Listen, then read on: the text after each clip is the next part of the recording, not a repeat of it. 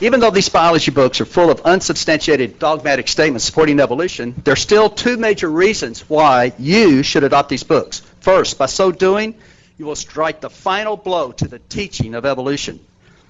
There are some hidden jewels in these texts just waiting to be mined by inquisitive students that can destroy evolution. In 2009, when the board adopted these new science standards, the evolutionists were painted into a corner. The authors were required to provide scientific evidence for explanations of the sudden appearance and stasis of groups in the fossil record and the complexity of the cell, and most importantly, to identify the specific pages where they were to do so. These sections are the hidden jewels. In the following week, American Association for the Advancement of Science reported new science standards for Texas schools strike a major blow to the teaching of evolution. The adoption of these books represents the final blow because despite their boastful assertions of robust evidence for evolution, when you actually read those identified sections, the hidden jewels, you will find the evidence incredibly weak to non-existent. And if there's no evidence, there's no evolution.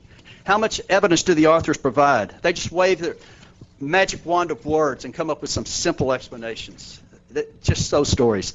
The second reason I ask you to adopt these books is because they happen consistently coincidentally to support what the Bible says.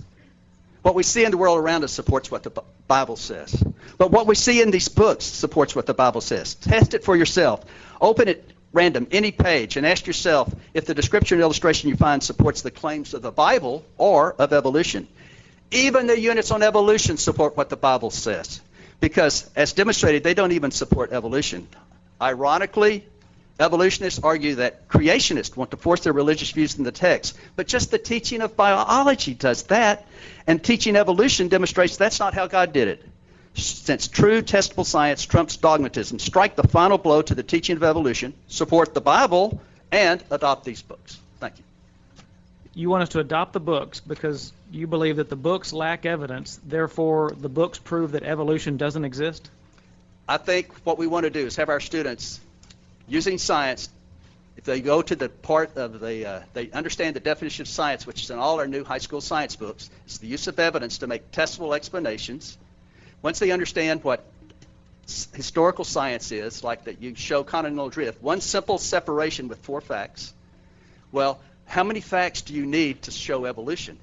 I mean, it's in the billions and trillions and trillions. Well, there should be, at least in those sections to explain it, that should be there. But they're not there. And so I'm just hoping a young creationist, young Thomas Ratliff, that's a creationist, will sit there and say, look, is this all the evidence they have? Well, maybe God didn't use evolution to do it.